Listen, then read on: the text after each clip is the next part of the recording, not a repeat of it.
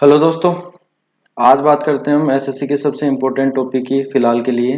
वो है कि एसएससी सीजीएल 2024 के लिए टीयर 1 की कट ऑफ क्या जा सकती है।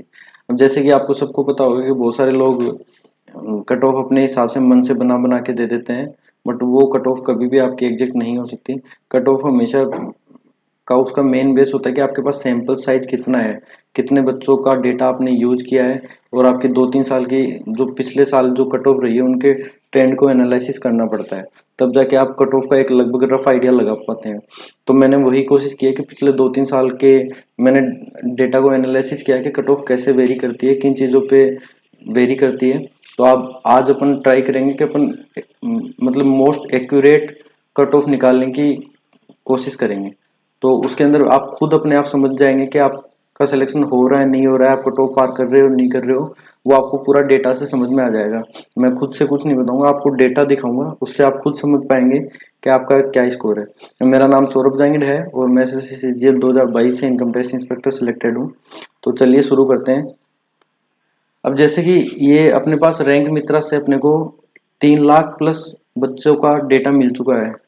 तो उसके अंदर अपने को पता है कि अभी 17,700 प्लस वैकेंसी है एसएससी में। तो एसएससी मेरे हिसाब से 1,70,000 के आसपास बच्चों को लेगा कैसे भी करके। तो उसके अंदर जो बच्चे सिलेक्शन में आएंगे वो आप देख सकते हो कि 110 के ऊपर 1,86,000 का बच्चों का तो आ चुका है 3 लाख में से ही। और बाकी जिन्होंने नहीं दिया उनमें से भी कुछ बच्चे ऐसे होंगे जो जिनके नंबर आ रहे होंगे। तो अपने को ये देखना है कि इसके अंदर कितने बच्चे हैं जो 1,70,000 के ऊपर हैं। और अपने को उस चीज को भी ध्यान में रखना पड़ेगा कि किन बच्चों ने अपलोड नहीं किया है डेटा। तो उन सब चीजों को ध्यान में रखते हुए अपने को समझना पड़ेगा। अब ये तो रो मार्क्स हैं कि इतने इतने बच्चों के आ रहे हैं। तो अब एक चीज को आपको बेसिक आइडिया लग जाना चाहिए कि यहाँ पे 125 के आसपास 1,28,000 बच्चे आ चुके हैं 3 लाख में से ही। तो मतलब ये रो स्कोर यहाँ पे जिन बच्चों का बन रहा है 125 के आसपास, मैं सिर्फ जनरल की बात करूंगा। वैसे ओबीसी SC ST के लिए आप लास्ट में जो आपको मैं प्लस माइनस बताऊंगा उससे आप पता कर पाएंगे। तो 125 के आसपास तो आप एक बार बेसिक रफ आइडिया यहाँ लग जाता है कि इतने बच्चे 1,28,000 हो रहे हैं तो उनका सिलेक्शन हो जाएगा। 125 जिसका रो स्कोर आ रहा है, थोड़ा मतलब मीडियम में ले रहा हूँ मैं, जिनकी शिफ्ट हार्ड वो सबको नेग्लेक्ट करते हुए। अब बात करते हैं रो स्कोर की। रो स्कोर के बाद में जिनके नॉर्मलाइज मार्क्स कैसे इंक्रीज हो रहे हैं, क्या हो रहा है। तो अब जैसे वहां पे 125 हो रहा था, जो मैं एकदम बोल रहा हूँ कि मॉडरेट शिफ्ट के अंदर जो बीच में जो हार्ड शिफ्ट है उनके 20 नंबर बढ़ेंगे, जो इजी शिफ्ट है उनके मतलब 2-3 नंबर बढ़ेंगे अगर वो एवरेज के अबोव है। तो अब बात करते हैं जिसके इसके अंदर जो डेटा आप वहां समझ में आ रहा था कि यहाँ पे 1,18,000 बच्चे हैं, उनका 135 के प्लस बन रहा है।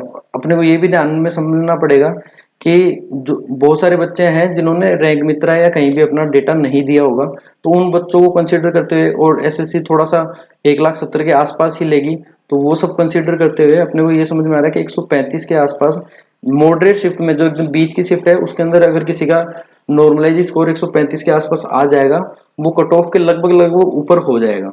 तो अपने को यहाँ से ये समझ में आता है। अब आपकी कट ऑफ में आपके कितने नंबर बढ़ेंगे कितने नहीं बढ़ेंगे, कैसे आपका नॉर्मलाइजेशन वेरी करेगा आपकी कट ऑफ की एवरेज के हिसाब से, वो मैं आपको बताऊंगा कि आपको कैसे पता लग जाना चाहिए। बात करते हैं कि आपके शिफ्ट में आपका नॉर्मलाइजेशन कैसे वेरी करेगा और कितने नंबर पे आपकी शिफ्ट में आपका सिलेक्शन हो सकता है। मैं डायरेक्ट आपको बता रहा हूँ कि मैं सिर्फ जनरल की बात करूंगा। ओबीसी के लिए आपको उसके अंदर ओबीसी और ईडब्ल्यूएस के लिए -5 नंबर कर सकते हैं आप, और SC ST के लिए वो आप आगे कट ऑफ दिखाऊंगा उसके अंदर, उससे इस हिसाब से जो डिफरेंस आ रहा है वो आप कर लीजिएगा मैनेज। अब बात करते हैं जैसे 17 तारीख की आपकी जो शिफ्ट है उसके अंदर अगर आपके नंबर एवरेज है 102 नंबर इस शिफ्ट के अंदर, तो अगर इस शिफ्ट के अंदर आपके ईजीएस शिफ्ट है उसके नंबर हैं 122, ये देखिए आप 122। तो हार्ड शिफ्ट और ईजीएस शिफ्ट के अंदर जो डिफरेंस है वो 20 नंबर का है। तो 20 नंबर आपके एवरेज 102 नंबर आने पे बढ़ जाएंगे, और अगर इससे आप ऊपर जाते जाओगे तो थोड़ा बहुत मार्जिन आपको एक्स्ट्रा मिलेगा। तो मैं ये बोल रहा हूँ इस शिफ्ट के अंदर अगर किसी भी जनरल वाले बंदे के 114 से 115 नंबर बन रहे हैं तो वो आराम से अपना सिलेक्शन ले सकता है। 114 या 115 नंबर अगर किसी के बनेंगे तो वो आराम से जनरल में सिलेक्शन ले लेगा। ओबीसी ईडब्ल्यूएस के लिए आप -5 और कर सकते हैं। हार्ड रेट शिफ्ट का मैं बता रहा हूँ। अब वैसे ही आप जैसे इसके अंदर 3 नंबर बढ़ गए तो आप यहाँ पे 117 कर सकते हैं, 117 118। तो उस बंदे का सिलेक्शन हो जाएगा जनरल के अंदर। और ईडब्ल्यूएस और ओबीसी का मैंने बता दिया, आपको -5 कर सकते हैं। तो ऐसे ही ये जो नंबर इंक्रीज होते जा रहे हैं वो आप यहाँ बढ़ाते जाएंगे, 119 नंबर इसके लिए, ऐसे ही आप करते जाएंगे। तो अगर बीच वाली शिफ्ट में आ जाएंगे 110, तो यहाँ पे 110 के लिए आपको 3 नंबर और बढ़ा देना है, 122 नंबर आपकी इसके अंदर कट ऑफ रहेगी। ऐसे आप अपना नंबर बढ़ा सकते हैं। अब वो अपन आगे बढ़ते जाते हैं, जैसे आप यहाँ बढ़ाते जाओगे तो लास्ट में आपके 122 नंबर है। तो इसके अंदर आपके वही है, अगर आपके 134 के आसपास नंबर बन रहे हैं तो आप आराम से ये सिलेक्शन ले सकते हैं मेरे हिसाब से। तो अगर किसी भी ईजीएस शिफ्ट में भी किसी बंदे के, जनरल वाले के 134 नंबर आ रहे हैं तो वो आराम से सिलेक्शन ले लेगा मेरे हिसाब से, मैं बता रहा हूँ आपको। ऐसे इनके अंदर आप कम करते जाएंगे यहाँ से, मतलब पीछे से आप बढ़ाते हुए आ सकते हैं और इधर से आप नीचे से कम करते हुए आ सकते हैं, तो आपके नंबर आपको पता लग जाएंगे आराम से। अब आपको नॉर्मलाइजेशन समझ में आ गया कैसे होगा, कौन सी शिफ्ट में कितने नंबर आपको लाने हैं ये पता लग गया। अब आपको फाइनल में कट ऑफ बता देता हूँ कि मेरे हिसाब से क्या जानी चाहिए। तो नॉर्मलाइजेशन के बाद जो जनरली कट ऑफ जाएगी, आपको समझा रहा था मैं कि यही नंबर बार बार के घूम फिर के आ रहा है कि 134 के आसपास आपकी कट ऑफ जानी चाहिए। और ओबीसी के लिए मैं बता रहा हूँ आपको 130 के आसपास कट ऑफ जाएगी, ईडब्ल्यूएस के लिए 128 के आसपास, एससी के लिए 112 और एसटी के लिए 100 के आसपास। अभी इस बार जो मार्क्स डिक्रीज हुए हैं उसके लिए दो रीजन होंगे, दो मेन इंपॉर्टेंट रीजंस हैं कि एक तो पेपर का जो लेवल आया है वो इस बार काफ़ी ऊपर गया है, मतलब 102 नंबर जो हार्डेस्ट शिफ्ट में एवरेज है वो बहुत ही कम है। वो इसीलिए है क्योंकि पेपर का लेवल अच्छे आए थे। मैथ्स बच्चे एक्सपेक्ट करके गए थे कि बहुत इजी आएगी, बट ऐसा हुआ नहीं है, मैथ अच्छे लेवल की आई थी। और दूसरा है कि इस बार वैकेंसी भी 17,700 है, जो पिछली बार से बहुत ज़्यादा है। बट लोगों को लग रहा है इस बार, पिछली बार की वजह से बहुत सारे बच्चे डरे हुए हैं कि अपना सिलेक्शन होगा कि नहीं होगा, क्योंकि पिछली बार कट ऑफ जो अनएक्सपेक्टेडली 150 चली गई थी, क्योंकि उसमें वैकेंसी भी कम थी 8,000 के आसपास। तो इस वजह से बच्चे अभी भी डरे हुए हैं। और मैं उनको सिर्फ ये सजेस्ट करना चाहूँगा कि अगर आप इस डर के चक्कर में कि आपका सिलेक्शन होगा या नहीं होगा, अगर आपका रिजल्ट से पहले अगर आप 1 मंथ खराब कर देते हैं तो आपको फाइनल सिलेक्शन में बहुत पीछे रह जाओगे आप। जो बच्चे कॉन्फिडेंट होकर 1 महीना तैयारी करेंगे वो फाइनल्स में अपनी रैंक बना लेंगे और अपना सिलेक्शन ले लेंगे। आप सिर्फ इस दुविधा के चक्कर में कि आप हो रहे हो या नहीं हो रहे।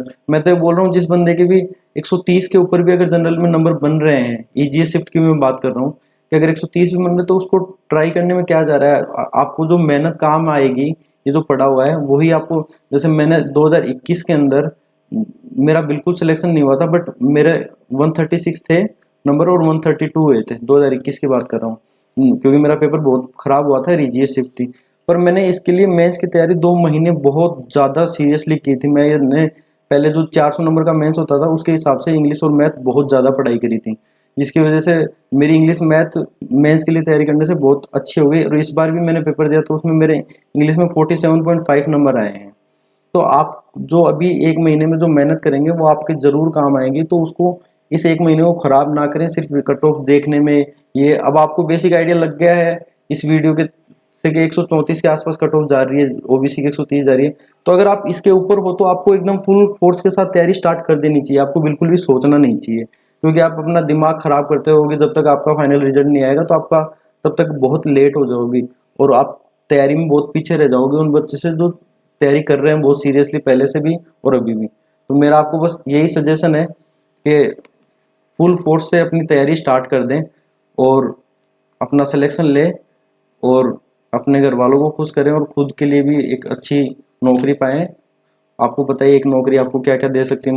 मुझे यही लगता है मेरे जॉब के आने के बाद जो मेरी 90% प्रॉब्लम्स थी वो सिर्फ इस एक जॉब की वजह से ख़त्म हो गई। तो पैसे की और भी बहुत सारी चीज़ें जॉब में आने के बाद आपकी लाइफ स्टाइल एकदम से इंक्रीज हो जाती है। इंक्रीज का मतलब कि जैसे पहले आप 7,000 रुपये में महीना निकालते थे, अभी आपकी सैलरी एकदम से 70,000 हो जाएगी।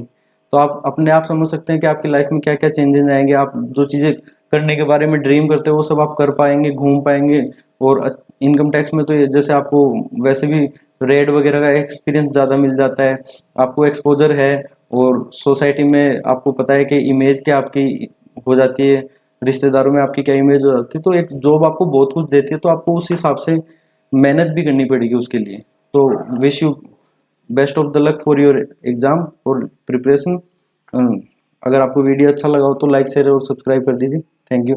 और अगर आप टेक्स्ट बुक पे टेस्ट देते हैं जो कि आपको देने हैं स्टार्ट के में, आपको 1 मंथ तक 2 वीक में 2 मॉक देने हैं और उसके बाद में आपको 3 मॉक देने हैं दूसरे मंथ में, और आपको लास्ट के 15-20 दिन तो डेली मॉक देना है।